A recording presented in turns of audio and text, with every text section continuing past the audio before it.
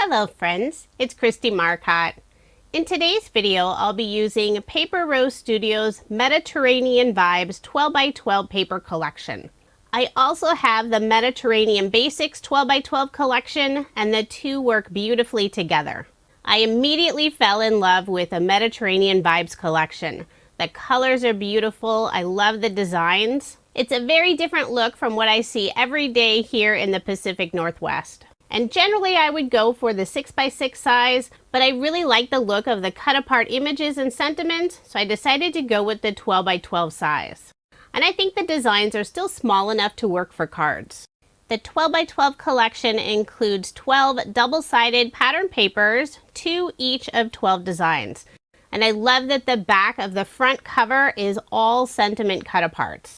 Even the label at the bottom of the paper that has the UPC, the back side has a pattern. So you could use every scrap of paper and not have any waste from this collection. If you're not a fan of 12x12 paper, this collection is also available in the 6x6 size. And here's a look at the Mediterranean Basics 12x12 collection. On the back side of the front cover, it also has lots of sentiment cut aparts, and it's a really good variety of sentiments that you can use year round. The colors and designs are gorgeous, and they work perfectly with the Mediterranean Vibes collection. Paper Rose always has so many fun texture looking pattern papers. This collection also has 12 double-sided pattern papers, 2 each of 12 designs. Although technically it would be closer to 13 sheets since you have the front cover with all the sentiment cut aparts. Here's a look at the border at the bottom of the paper. You can see it has a design. And I will be using some of those borders on my cards. This collection is also available in the 6x6 size. And I do have links in the description box if you are interested in purchasing either of the collections. So let's go ahead and get started with card design number 1. I'll be making quite a few cards in this video. I will be using a card sketch for inspiration. The first sketch is from OWH. This is number 176. And if you are interested in any of the card sketches I use in this video, I share all of that information on my coordinating blog post. That link is provided in the description box below, or you can simply head over to KristieMarcotte.com. This first card features 4 different pattern papers. This lovely leaf paper I'm using for the largest area. I did round the bottom 2 corners. The orange polka dot pattern paper is the back side of one of the borders that has the UPC label. I'm layering everything on some green cardstock, and this cardstock is from Bazzill. It's the Aspen color. It works beautifully with this collection. I'll add one of the sentiment cut aparts. It's your birthday, and I did put some double-sided adhesive tape on the back side to adhere it in place. I want to keep most of my cards nice and flat since I will be donating them. So for embellishments, I'm using Love from Lizi peel-offs. This is the Racing Green Mirror color in the mini circle style. I'll add 3 of the largest circles in the lower left-hand corner. So there is my finished card, and I did make a total of 6 using this design. Now moving on to card design number 2. The card sketch is from Freshly Made Sketches. This is sketch number 582. I selected one of the purple textured pattern papers for the background. I'll layer it on some green cardstock, put my card front onto a card base, leaving 1/8 of an inch of the white card base showing. All of my cards in this video are American Standard A2 size, 4¼ inches by 5½ inches. Using Paper Rose's Stitch Circle dies, I cut out 2 circles from this beautiful pattern paper. It's the front and back side. I have the floral paper for the larger circle, and the smaller circle has some figs and leaves on it. Behind the fig paper, I did cut out a second circle die cut and adhered the 2 together, just for some extra stability. Next, I'll add one of the sentiment cut aparts, Happiest of Wishes to You. Before adhering the sentiment, I did put some foam dimension on the left side and a scrap piece of pattern paper on the right side. That'll help keep everything nice and level. Then for a final finishing touch, I'll add some more of the mini circle peel-offs. Put 2 of the medium circles in the upper right-hand corner and 3 of the smallest circles underneath the sentiment on the left side. So there is my finished card, and again, I did make 6 using this design. The cards all feature different sentiment cut-aparts. For card design number 3, I'm using one of my favorite card sketches. This is from OWH, it's number 218. I love using this sketch when I want to feature beautiful pattern paper. I have some of the green textured paper for the background. At the bottom of the card, I'm adding a strip of peach colored pattern paper with all these little lines in pink, green, and white. And I did cut that strip just a little bit longer than my card panel, so I flipped it over, used my scissors to trim off the extra. I'll layer this piece on the dark green cardstock, and I've already layered the featured pattern paper on that same green cardstock. I'll put adhesive on the back and adhere that panel on the right side of the card, following the sketch design. Put ATG tape on the back and add my card front onto a card base. The sentiment I'm using for this card is "Hey girl, you rock." Thought that worked perfectly with the beautiful pattern paper. I've always loved the beauty of red rock, and that's not something I see here in Western Washington. I did put some scrap cardstock on the very left side of the sentiment before adhering it down. And for a final finishing touch, I'll add some of the mini circle peel-offs on the left side.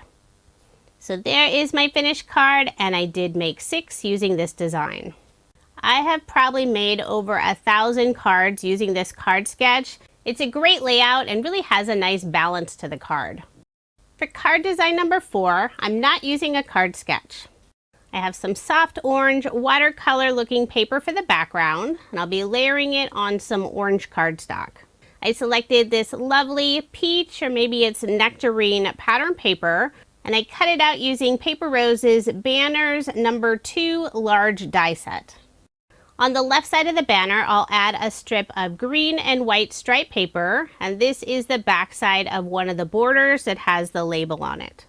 I'll put glue on the back and adhere the lovely peach pattern paper to my card.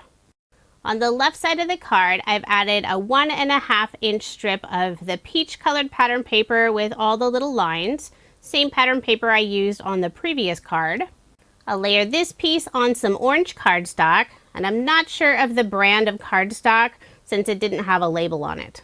I'll add ATG tape on the back and add my card front onto a card base, leaving 1/8 of an inch of the white card base showing. For a sentiment, I'm adding "You are amazing," and I do have some double-sided adhesive tape on the back side. For a final finishing touch, I cut out another banner from the same die set, this time from some orange cardstock, and I'll adhere it in the upper right-hand corner. So there is my finished card, and I did make 6 using this design. I love how this card turned out. It's one of my favorites from the entire set. Now moving on to card design number 5. The card sketch is from Cards TV. This is sketch number 16. I selected 2 pattern papers for the background. I have some of the green watercolor paper for the top, and this really fun orange and green abstract design for the bottom. I cut them at an angle, adhered them onto the dark green cardstock. Then for a little bit of separation between the 2 pattern papers, I'm adding a stitch strip die cut by Paper Rose. I put a piece of double-sided adhesive tape on the back side, and since it is longer than the card panel, I'll simply flip it over and trim off the extra. This card will be featuring one of the image cut-aparts. I love how it already has some of the colored frames around the image. I'll still layer it on some of the green cardstock for some extra contrast. Before adhering it to the card, I am putting some scrap cardstock pieces above and below where it goes over that diagonal strip. That'll help keep the image cut apart nice and level. And by adding cardstock instead of foam dimension, it'll still keep the card nice and flat. The card sketch does indicate using an oval instead of a rectangle, but that's the nice thing about using card sketches. You can follow them exactly, or you can modify them to work best for you. For a sentiment, I'm adding "thank you," and I'll put it in the lower right-hand corner. For a final finishing touch, I'll add more of the mini circle peel-offs. 3 in the lower right hand corner and 2 in the upper left hand corner. This is the same racing green mirror color I've been using throughout the video. Sometimes it looks like it's black, but it's really a dark green color. So there is my finished card, and this time I made a total of 4.